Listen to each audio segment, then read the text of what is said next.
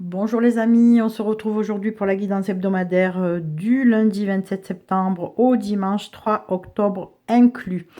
Pour cela, j'ai utilisé trois oracles, l'oracle des miroirs, l'oracle d'Isawat et l'oracle de la triade. Donc il y aura 7 colonnes pour 7 jours, donc de lundi à dimanche, sur 3 rangées pour voir le début de la journée, le milieu de la journée et la fin de la journée pour chaque jour.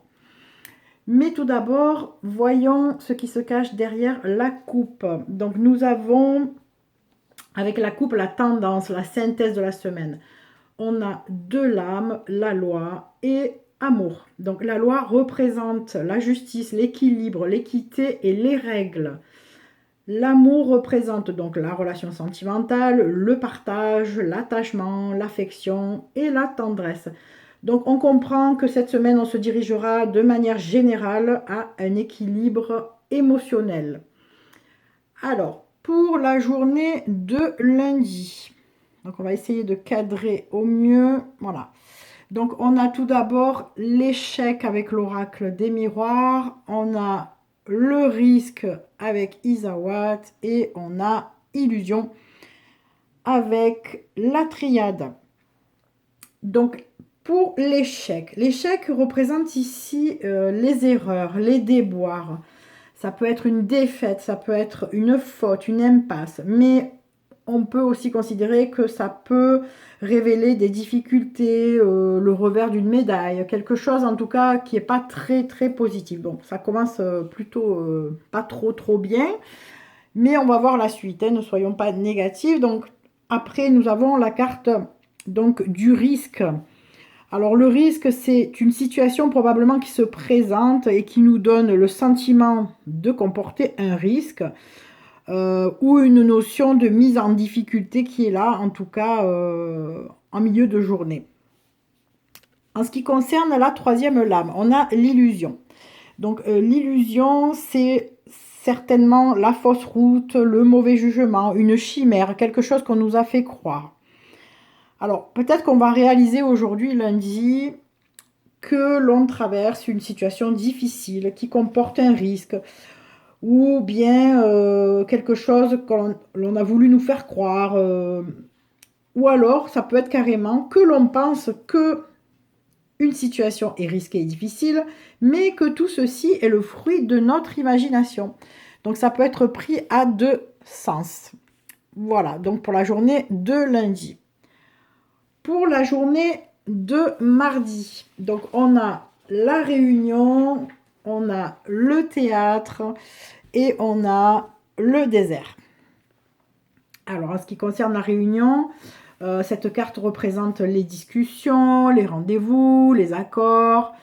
Donc il s'agit donc de discussions, d'échanges, on va voir un petit peu. On nous parle également avec la carte du théâtre que quelqu'un porte un masque dans une situation, donc ça peut être nous, mais ça peut être l'autre. Donc il va y avoir une notion d'hypocrisie, de jeu, de comédie, quelque chose comme ça lors de cette réunion. Et au final, donc, on peut comprendre avec la carte du désert que c'est peut-être une situation, une conversation stérile qui nous fait être un petit peu dans un état de solitude, de difficulté, de vide, d'absence. On va se sentir un petit peu isolé. C'est un peu la carte de l'inaction, comme si ce rendez-vous, cette réunion, cette discussion euh, remplie d'hypocrisie et de chimères, euh, en fait, ne débouchait sur rien. Voilà, donc c'est les 2 premiers jours de la semaine qui sont pas très favorables. Donc on va voir ce qui suit avec mercredi. Donc mercredi, on a la carte étranger, on a l'emprise et on a le pardon. Alors la carte de l'étranger peut représenter quelqu'un qui vient de loin, une personne étrangère, mais aussi ça peut être l'évasion, la prise de recul ou encore l'inconnu. En ce qui concerne la deuxième carte, l'emprise. Donc l'emprise a une connotation de soumission, de dépendance affective. Ça peut être aussi une addiction, mais aussi une domination. Donc est-ce qu'on va prendre du recul sur quelque chose de ce style-là, ou bien Nous fait-on comprendre qu'une personne d'origine étrangère a de l'emprise sur nous, ou bien que c'est vraiment nouveau pour nous, que c'est étranger, que c'est voilà, quelque chose qu'on ne maîtrise pas. En tout cas, en fin de journée, on nous parle de pardon. Donc on comprend qu'il y a quand même un arrangement, une trêve. Peut-être qu'on va retrouver la raison. Ça va être la fin d'un désaccord. Ça peut être aussi une confession. Alors peut-être qu'on va réaliser, si on résume un petit peu, que cette difficulté, cette emprise, ce risque, enfin tout ce qui nous préoccupe, même s'il y a au milieu il y a une discussion, peut-être qu'on essaye de mettre au clair quelque chose qui n'aboutit à rien, peut-être que finalement on va retrouver la raison et peut-être réaliser que c'était qu'une illusion, peut-être que c'est le fruit de notre imagination au final, hein. Voilà, donc on va voir un petit peu ce qui suit pour jeudi. Donc jeudi, on a une femme, on a la confusion et on a la foudre.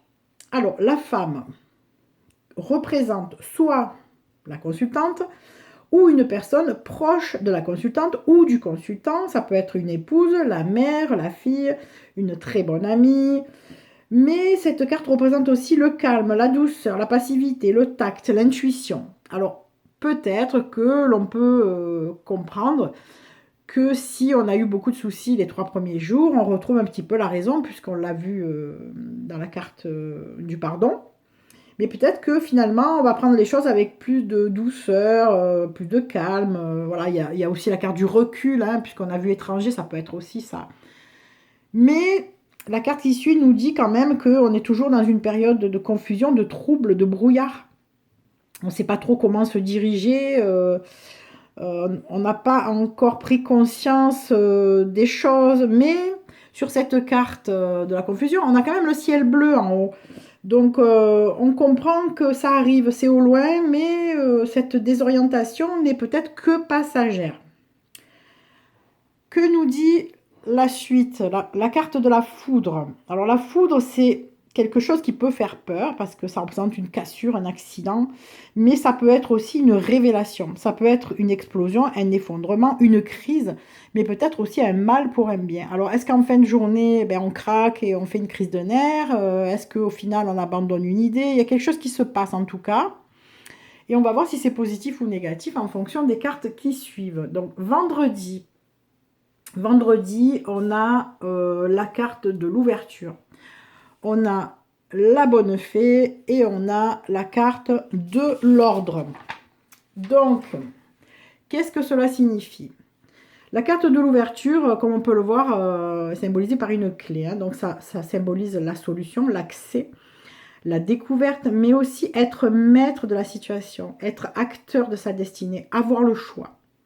Donc, il est possible que l'on se soit raisonné par rapport aux 3 premiers jours qui sont assez lourds en émotions et que l'on se dise finalement, c'est moi qui ai la clé, c'est moi qui ouvre ou qui ferme telle porte. La carte de dessous, la bonne fée, nous fait comprendre qu'il y a une intervention extérieure qui vient aider à l'évolution de cette situation qui nous préoccupe. Ça peut être le conseil d'un ami, ça peut être juste un petit mot qui résonne d'un ami ou de quelqu'un qui est étranger à la situation. Mais ça peut être aussi une aide providentielle de l'au-delà. Voilà, ça peut être notre ange gardien. Et ensuite, on a la carte de l'ordre. Alors, cette carte, en fait, représente la commande, l'ordre, la mise en œuvre, la révélation. Il est possible que l'on reprenne donc les choses en main avec cette clé qui est en haut et que l'on reprenne les rênes, les commandes. Suite à cette révélation d'ailleurs, c'est comme si on avait la lumière et le déclic. Donc peut-être que la situation s'éclaircit progressivement. Ensuite, samedi. Donc samedi, on a le miroir magique. On a le miel et on a la clé qui est représentée par la croix de Ankh, la croix égyptienne. Donc le miroir magique, il faut savoir que c'est la meilleure carte du jeu. Elle représente la protection divine et la réalisation de tous nos projets. C'est le symbole de la magie. Donc c'est plutôt quelque chose de très très positif. La carte du miel. Alors le miel annonce la récolte, la bonne récolte, le fruit du travail, la récompense, les bénéfices, les côtés positifs.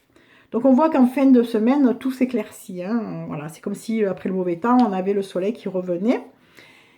Et enfin, en fin de journée, on a la clé. Donc la clé, comme on l'a vu déjà précédemment, ici représentée par la croix d'encre, représente la solution, l'accomplissement, l'harmonie. Alors, une petite parenthèse sur la croix de Hank, car c'est ma croix fétiche, hein, comme vous le voyez. Donc, cette croix, en fait, spirituellement parlant, représente, comment dire, l'âme éternelle. Hein, parce que, justement, c'est une croix, et la croix, on sait qu'elle représente la mort. Alors, la mort au sens large, ça peut être la fin d'une situation.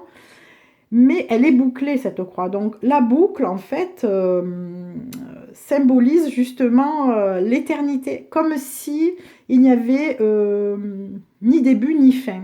Voilà. Donc elle vient un petit peu mettre un bémol à cette mort. En gros, elle représente la protection sur la fin d'une situation ou la fin d'un cycle.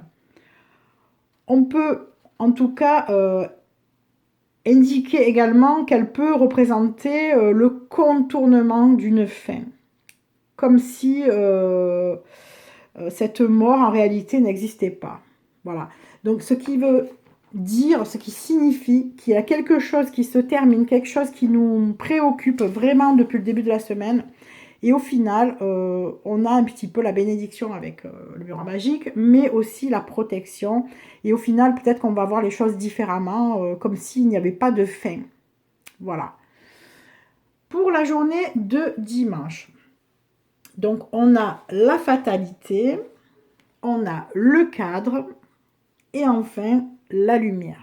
Donc ça finit plutôt bien hein, la semaine. Hein. Alors si on s'interroge sur cette carte fatalité qui peut faire peur. Effectivement, elle symbolise un événement brutal qui nous tombe dessus. Mais aussi, elle peut symboliser la destinée, comme la fatalité l'indique par le nom. Ça peut être quelque chose que l'on ne peut pas éviter. C'est l'incontournable, c'est le passage obligé. Donc, c'est pas forcément négatif. Hein, voilà. En deuxième position, on a le cadre. Alors le cadre représente bien sûr la structure, la rigidité, ça peut être aussi le sourire forcé, comme on voit le personnage qui est sur cette carte, il a un petit peu un sourire figé, commercial, comme si tout allait bien, alors que finalement, il se sent coincé dans un cadre. Hein, voilà.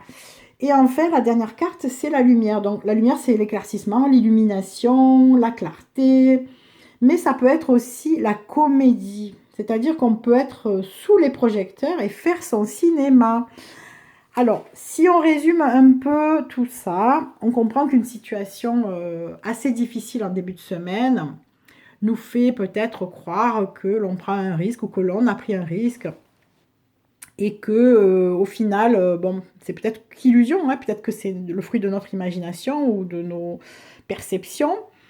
Alors peut-être qu'on va en parler avec quelqu'un qui est carrément lié à ce problème et qu'au final, on n'aura pas trop de réponses, donc il y aura de l'hypocrisie, on prend du recul là-dessus, donc il s'agit d'une emprise apparemment, et puis au final, on se raisonne avec le pardon.